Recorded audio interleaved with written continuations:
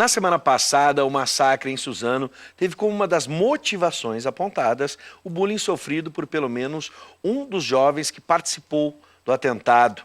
Em casos assim, é comum ver a associação com o preconceito que os jovens passam ou passaram.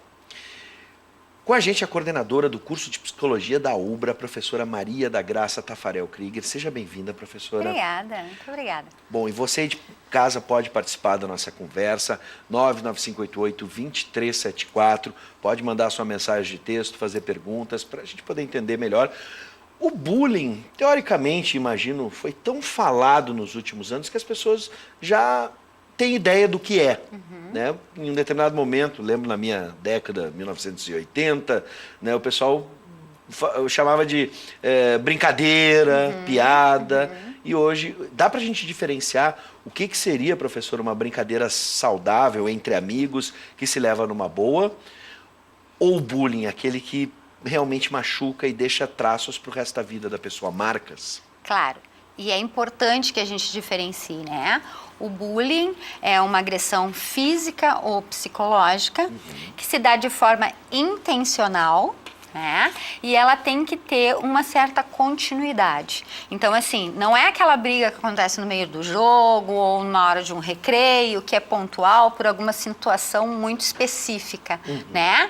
O bullying tem essa característica. É uma questão constante, né? A vítima sofre aquela perseguição, aquela agressão, né? Constantemente. Esse bullying, ele pode ser físico, né? Que é o empurrão, o tapa, o chute, enfim, né? O verbal, que pode ser o xingamento, um apelido, enfim, né? O psicológico, que é essa questão de perseguição, mas acaba sempre desencadeando um sofrimento psicológico e emocional. Né? Pela constância com a qual esse sujeito se depara. Né?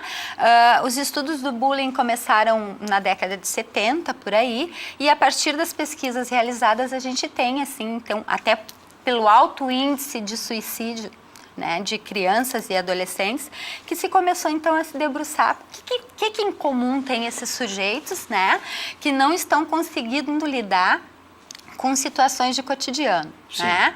Então, a partir disso, é importante que as pessoas entendam esse conceito, né? Acho que a gente tem vários personagens envolvidos nessa situação de bullying.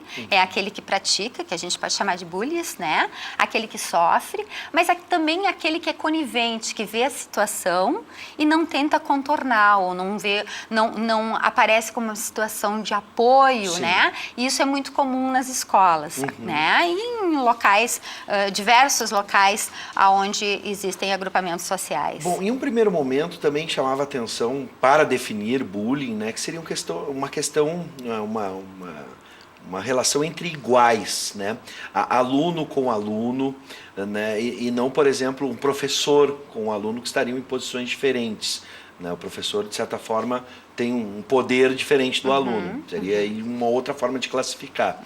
Dá pra gente imaginar que existe o bullying só na adolescência ou na infância? Ou também na vida adulta a gente pode sofrer? Por exemplo, com um colega de trabalho. Não um assédio moral, no caso, um chefe que persegue, mas sim colegas que perseguem. Em qualquer ambiente social eu posso, né? Eu posso viver lá na escola, eu posso viver no clube, eu posso viver no meu trabalho, eu posso viver na minha universidade, né? Então, várias são as possibilidades e os lugares, né? A gente pode dizer que o bullying pode acontecer de um grupo para um indivíduo, de grupo com grupos, né? Normalmente entre os pares, né? Normalmente entre pessoas do mesmo convívio, né? Da proximidade, enfim. Mas a gente não tem uma idade específica para que isso aconteça. Claro que a gente vai ter que ter uma atenção especial lá para o pequeno e para o adolescente, pelas questões de estabelecer as suas personalidades, sua identidade, enfim, que isso é uma influência, esse sentimento de falta de proteção acaba de uma forma muito abrupta, né? afetando a tua autoimagem, né? As tuas competências e habilidades, né? Então, de tanto tu ouvir determinadas coisas, tu acaba tendo dificuldade, né? Em não tornar aquilo a tua crença sobre ti mesmo. Sim. Então, tem algumas idades, por essa questão de estar se formando, né? A personalidade, é que a gente precisa ter mais atenção. E outro fator importante é que, principalmente no Brasil e em outros países, a gente vai passar muito tempo das nossas vidas e do nosso dia a dia dentro de um ambiente escolar, né? Por isso, então, esse olhar para a escola se faz tão necessário, né? Porque ali a gente está interagindo com uma sociedade mais ampla do que a família. Sim. Ali a gente está ampliando as nossas relações. Ali a gente está tendo que negociar coisas com os nossos pares que talvez a gente não tivesse tido que negociar com a nossa estrutura familiar mais protegida. Sim. Né? Agora, qual o papel da família, dos amigos e até mesmo os colegas, né, em primeiro lugar, em não ser omisso numa situação dessa, uma violência como essa? O que, por exemplo, a família pode perceber? Porque tu disseste agora, professora, que há uma alteração, digamos assim, da personalidade. A gente consegue identificar, existem traços que podem nos dar alguma dica do que esses jovens podem estar passando nesse momento? Os estudos têm mostrado que o sujeito, o agressor ou que pratica o bullying, ele tem um perfil muito específico. Né? É aquele sujeito que tem normalmente, baixo rendimento escolar, que tem dificuldade de se adaptar a regras, né? Então, ele tem uma certa dificuldade em se colocar como um sujeito, de forma positiva nas situações. E acaba tendo uma liderança meio negativa. E aí se sobressai frente ao grupo por essa perspectiva, essa forma de liderança negativa, né?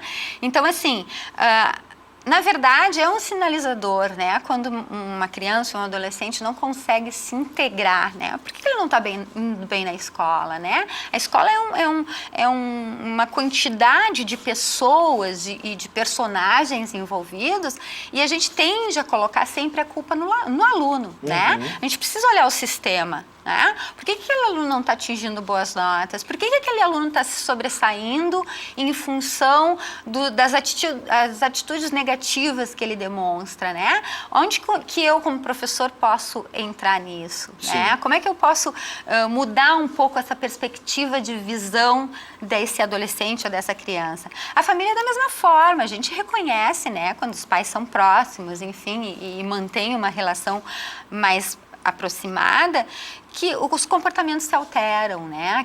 Aquela criança que não está muito feliz em ir para a escola, aquela criança mais calada, enfim. O que está acontecendo nesse ambiente, ou fora dele, ou enfim, tem que olhar para isso, né? Sim. Então, isso é uma questão muito importante. A gente costuma agir depois que as coisas acontecem, né? Depois que o caos se instala.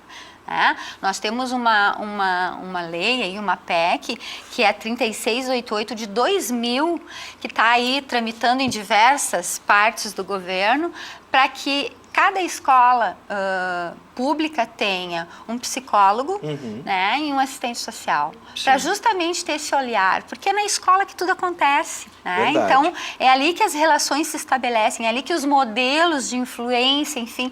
Então, a gente precisa estar lá dentro para saber, né, como poder auxiliar esse sujeito que lá frequenta. É na escola que a gente vai encontrar o outro, que eu digo outro, fora a nossa família, fora aqueles muito próximos, a sociedade em si.